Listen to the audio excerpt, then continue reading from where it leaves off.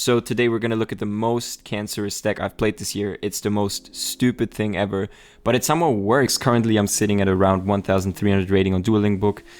That's, to give some perspective maybe, is around top 50-ish of all the players on Dueling Book, so it's pretty fine, and I made it with this deck. So while Dueling Book, as I say in every video, doesn't mean a whole lot for some people, I personally believe that it is a very valid platform, especially right now with COVID and everything. But I want to sort of give a preface of how this deck even came to exist in the first place. This deck is based on two occurrences, basically. The one being that I throw 3 hand traps at a combo deck this format, and they're still somehow able to combo off. And the other one being that my good friend Philip and me, we built a Sky Striker deck last month, and this is sort of the evolution the deck has gone through, but there's only 2 Sky Striker cards left for some reason. We did find a lot of weaknesses with the Sky Striker deck. We found that the follow-up for this current format is just too weak, even if you're able to break the board, because you obviously want to go second. If you're able to break the board, Shizuku Pass is probably not going to do it. But we did find that whenever we resolved the Red Eyes Fusion, we were able to win the game so easily. Obviously, Dragoon is quite a broken card, as I've mentioned in many other videos already, but what I personally found when I started testing the deck a bit more on my own is that honestly the Sky Striker cards are just the worst card of the deck somehow. While they're really good in some scenarios, mostly you're gonna have to have quite an optimal hand to win games going second blind, right? So I just decided to cut almost all of the Sky Striker cards and basically make this a going second cards with 1 card game winner cards pile. And yeah, this is how the deck came to life. Okay, now before we go into any singular card choices, I think the very interesting thing about this deck is the fact that we go second with this deck, but we don't play a single hand trap. There's not a single hand trap in this deck list.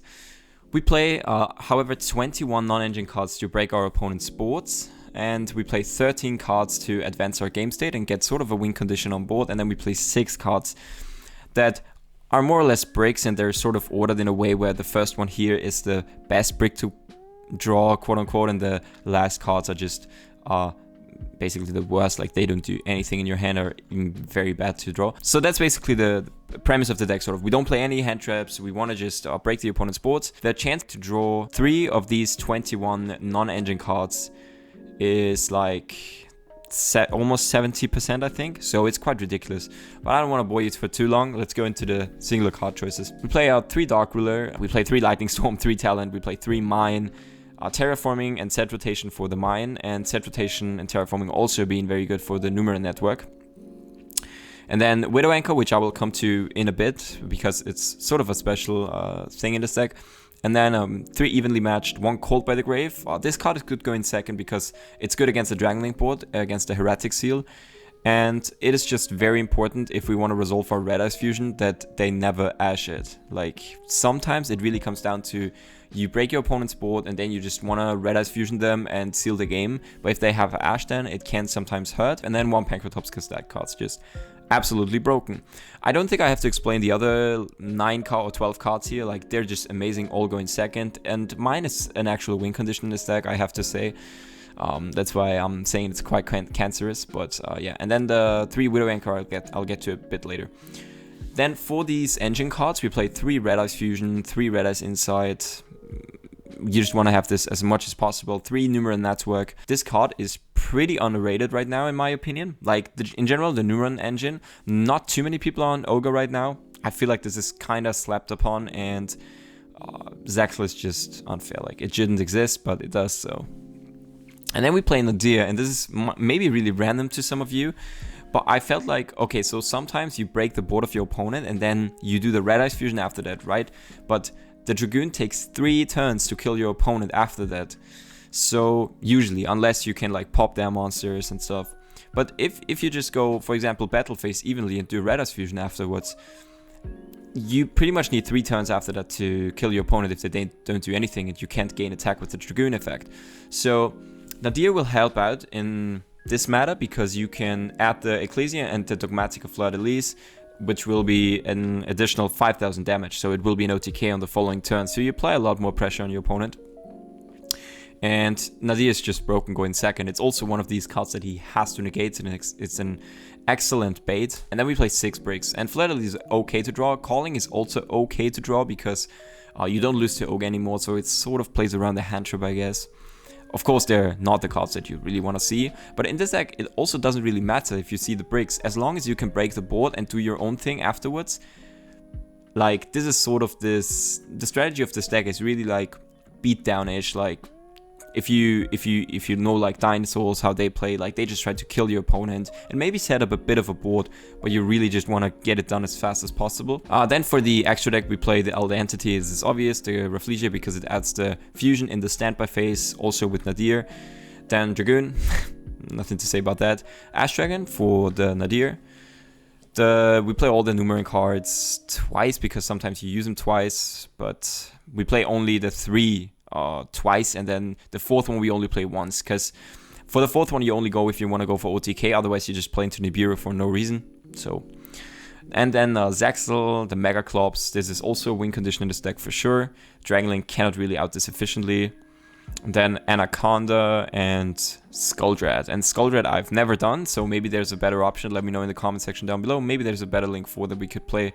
Appaloosa maybe, but then again, if I play against a monster effect heavy deck, I would rather go for Megaclops probably. We talk about Widow Anchor here for a second. Widow Anchor is quite crazy in this deck. As I said, the whole deck came from the idea that we played a Sky Striker deck, and the Sky Striker cards weren't the good part about the deck, so we just wanted to play many going second non-engine cards. But Widow Anchor is the one card that is even broken without Sky Striker cards. Many times I've taken an opponent's monster because we play so many spell cards in this deck.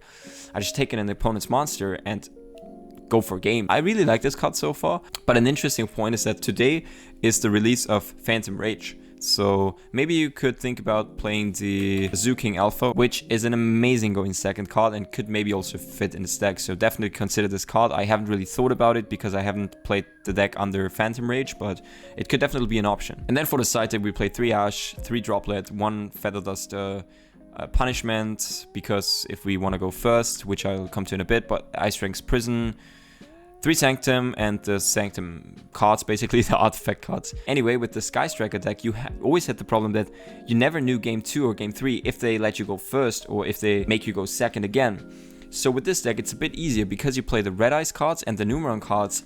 Almost no one will send you to go first because they're scared that if you put Zaxel up or the Dragoon and they have a suboptimal hand, that they will just simply lose by that. But what is actually an interesting mind game in this deck is that game 1, you're gonna blind second, like you can never lose the RPS. Then game 2, he's probably gonna go first again because he's scared of Numeron Network and Red Ice Fusion. You just keep in all your non-engine cards, and then game 3, you will just side in almost all of your side deck except for one of the artifact cards and the Harpy's Feather Duster.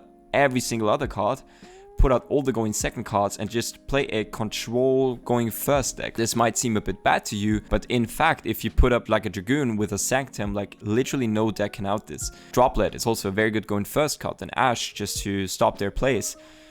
I really enjoy this weird strategy about this deck, and even though it's obviously very cancerous, you just win games with this deck. It really is that stupid. I'm gonna show you some replays, because I think this is a deck that you want to see in action rather. For these replays, I will skip the opponent's turn, because it usually doesn't matter. I'll just show you the setup, because we don't play any hand traps anyway. Our opponent went first, he did Red Ice Inside, and basically made Dragoon with the boss stage, and summoned all of the tokens, and has an Ash in hand. So the way we break this is actually quite simple. We just Dark Ruler his board, we go Lightning Storm on the Field Sage, because I thought like, wow, or Boss Stage, it's called Boss Stage, my bad. Because I thought, wow, the spell is probably the most dangerous thing, and we just go Network, and basically from this point, he just loses, because we just summon out 4 of the Numerons, we attack into his tokens. His Ash was useless, because I knew that with Red Ice Fusion I would have lost here versus the Ash Blossom, and also it didn't out the Dragoon. But in this particular case, he couldn't really do anything. We would have just basically ran over his entire field and made Zaxel and won this way.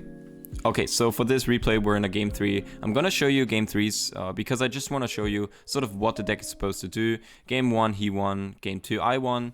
And then now we're in game 3.